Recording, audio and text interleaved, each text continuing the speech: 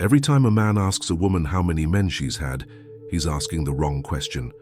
Not because the answer doesn't matter, but because he'll never get the truthful answer.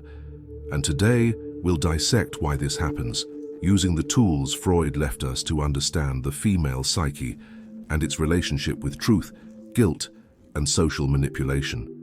Get ready, because we're about to delve into the most distorted mathematics on the planet, the accounting of the female past.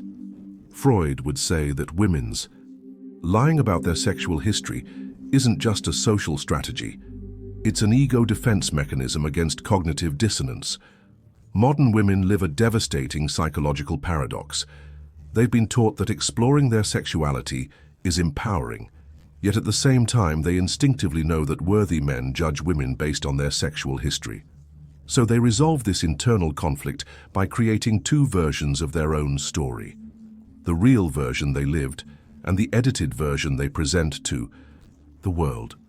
The first thing you need to understand is that when a woman says, "I've had 3 serious relationships," she's not counting them the same way you would. In female math, only relationships that lasted more than 6 months and were publicly acknowledged on social media count as relationships. Weekend hookups, summer flings, flings with committed men, travel adventures, post-breakup rebounds, all of these are categorized as doesn't count because it wasn't serious. It's like a company that only reports profits and omits expenses. Technically, it's not a lie, but it's a completely distorted representation of reality. Freud would explain this through the concept of selective repression. The female mind literally erases from conscious memory experiences that contradict the self-image it wants to maintain. Let's analyze the anatomy of this distortion. When she says, "I'm not one of those," she's referring to a specific category of woman she's created in her head, the promiscuous, undiscerning woman. But her criteria for promiscuity are always more flexible when applied to herself. If another woman slept with 5 guys in a month, she's promiscuous. If she slept with 5 guys in a month, those were special circumstances that don't reflect her character. The second category of omission is what I call justified exceptions. She doesn't tell you about the time she had sex on the first date because there was some inexplicable chemistry. She doesn't tell you about that. Threesome because I was drunk and not myself. She doesn't tell you about that affair with the married man because I didn't know he was married. Lie number 2 within lie number 1. Freud would identify this pattern as retroactive rationalization. She reconstructs the narrative of events to preserve her idealized self-image. It's like a film editor cutting out all the scenes that don't serve the story she wants to tell. The final film seems coherent, but half the footage was left on the cutting floor. There's also the issue of flexible definitions. Ask a woman what sex is, and you'll discover that female creativity in redefining concepts knows no bounds. Oral sex isn't sex, it's intimacy. Anal sex doesn't count because I kept my virginity. Sex without full penetration doesn't count because nothing special happened. It's such elaborate mental gymnastics that it deserves an Olympic medal for self-destructive creativity. But let's delve deeper into the psychology behind this need to lie. Modern women have grown up in a society bombarded with contradictory messages. Be sexually free, but don't be judged for it. Explore your sexuality, but maintain your value in the marriage market. Be empowered, but don't scare away quality men. It's like asking someone to swim while keeping their feet dry. The result is a behavioral schizophrenia where she acts one way, but presents herself another. She lives her life as if she were a character from Sex and the City, but describes herself as if she were the protagonist of a 1950s romantic film. And when confronted with this contradiction, she doesn't solve it by changing her behavior. She solves it by lying about it. Freud would talk about a dissociation between the id and the superego. Her id wants unlimited sexual pleasure, but her superego knows this has social consequences. So she satisfies her id through actions and protects her superego through lies. It's a solution that works in the short term, but creates a fundamentally dishonest personality. And here comes the most sinister part. She's not just lying to you, she's lying to herself too. The female mind is fantastic at rewriting history to protect its ego. That guy she slept with after meeting 2 hours ago becomes a friend I've known for months. That time she hit on the guy in a relationship becomes he who seduced me. That string of one-night stands becomes a difficult phase in my life. It's as if she has an internal editor working 24/7 to transform the real story into a palatable version for her own and public consumption. And after so much time repeating these edited versions, she actually believes them. Freud would call this creating false memories through the repetition of the distorted narrative. Let's talk about the mathematical categories of a woman's past. Category 1. Serious relationships. Only counts if they lasted more than 6 months, were publicly acknowledged, and she genuinely liked the guy. Category 2. Relationships that failed. Hookups she wanted to turn into a relationship, but the guy didn't want a commitment. Category 3. Doesn't count because everything that doesn't fit into the other categories, which typically represents 70% of her actual history. The math gets even more creative when you look at how she counts time. I've only had 3 boyfriends might mean 3 official relationships, but it omits the 15 guys she's been with in between. I don't get laid. Easily means she hasn't had sex on the first date the last 3 times, ignoring the previous 20 times she had sex on the first date. I don't settle for just anyone means she has certain criteria. The guy has to be at least interesting, attractive, successful, funny, or available at the right time. Basically, any man who sparks even the slightest interest in her meets her strict criteria. Freud would explain that women create these categories not to deceive others, but to maintain a coherent self-image. They need to believe they are women of value and discretion, so they reconstruct their sexual history so that this narrative makes sense. It's a mechanism of psychological self-preservation, not necessarily malicious, but definitely dishonest. Now let's analyze how this distorted math affects relationships. When a man discovers he's been lied to about her past, and he always does, because the truth has an annoying habit of coming out, he's not just upset by the information, but by the lie.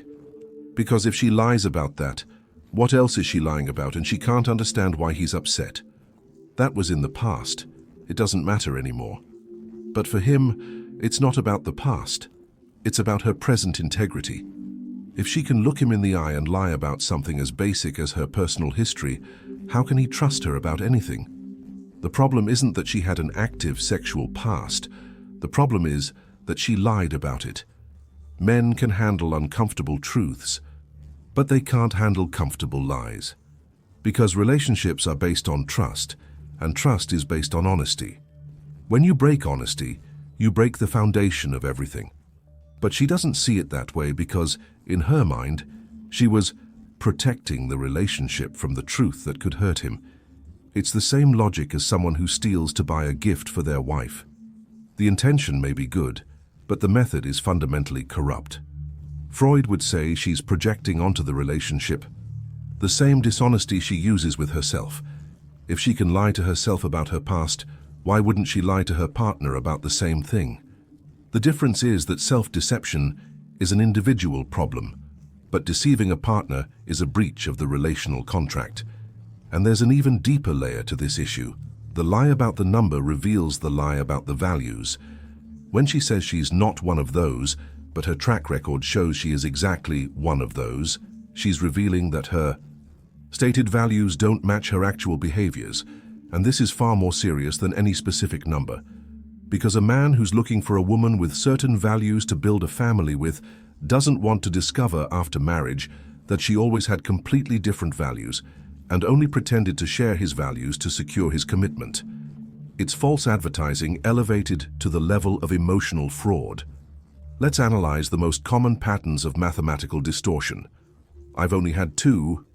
Boyfriends usually means 2 relationships that lasted more than a year, omitting the 8 guys she was serious with for a few months. I don't usually have sex early, means she didn't have sex on the first date with you, but she did have sex on the first date with at least half of the others. I had a bit of a wild phase in college, is the female euphemism for I slept with half the campus, but now I want it to be considered harmless. I tried a few things, means she did things that would make a sailor blush, but she's framing it as innocent curiosity rather than conscious debauchery.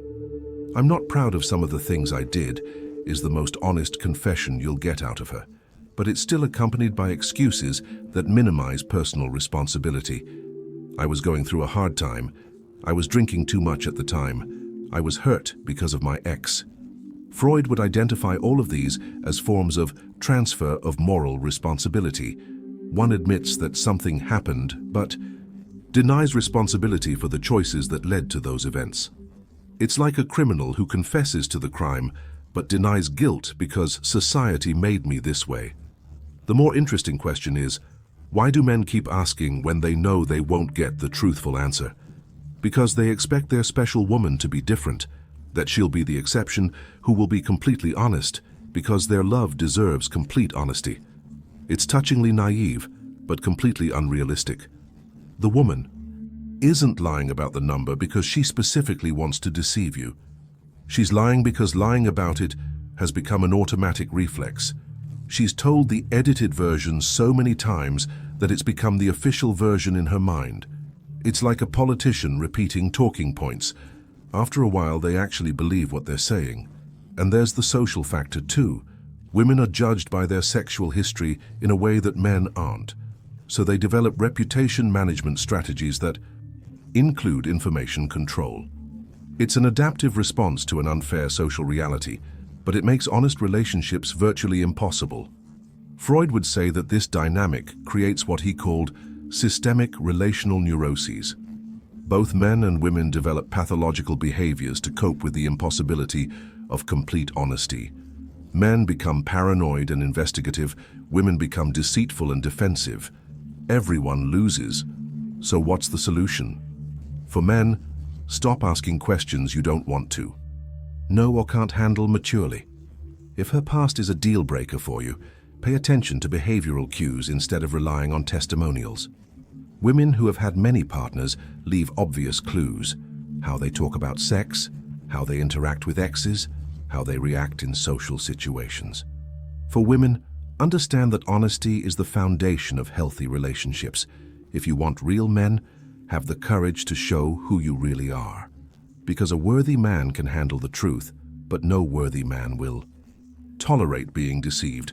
And if your past is incompatible with the type of man you want, accept the consequences of your choices instead of trying to cheat the system. But let's be real.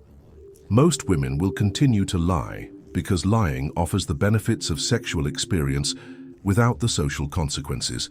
And most men will continue to ask because they want to believe they can find an experienced woman who will be honest about that experience. It's a game of cat and mouse where everyone loses. Men lose because they can't make informed decisions about who to date. Women lose because they build relationships on fraudulent foundations that can implode at any moment when the truth comes out. Freud would say that this dynamic is symptomatic of a society that has failed to integrate female sexuality in a healthy way. Neither extreme repression nor limitless liberation works. What works is honesty, responsibility, and acceptance of the consequences of one's own choices. But this would require emotional maturity from both men and women. Men would have to stop judging women by standards they themselves don't adhere to. Women would have to stop lying about behaviors they themselves chose to engage in. And both would have to accept that incompatible values are a valid reason to end relationships.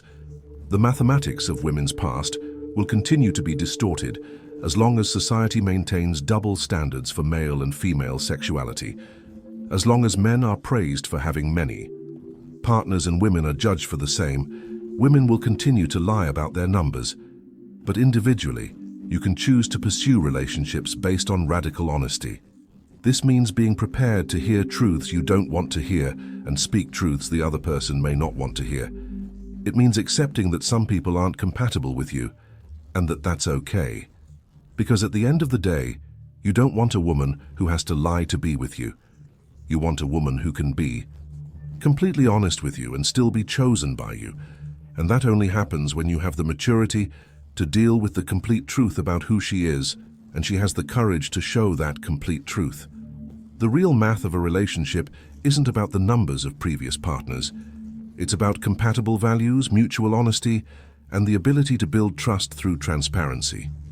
Everything else is theater, and relationships based on theater always end when the curtain falls and the real people emerge behind the characters. If you've made it this far, it's because you recognize these patterns in your own experience or want to protect yourself from falling into these emotional traps. The truth is uncomfortable, but it's the only thing that sets you free. This channel isn't here to romanticize relationships or fuel fantasies.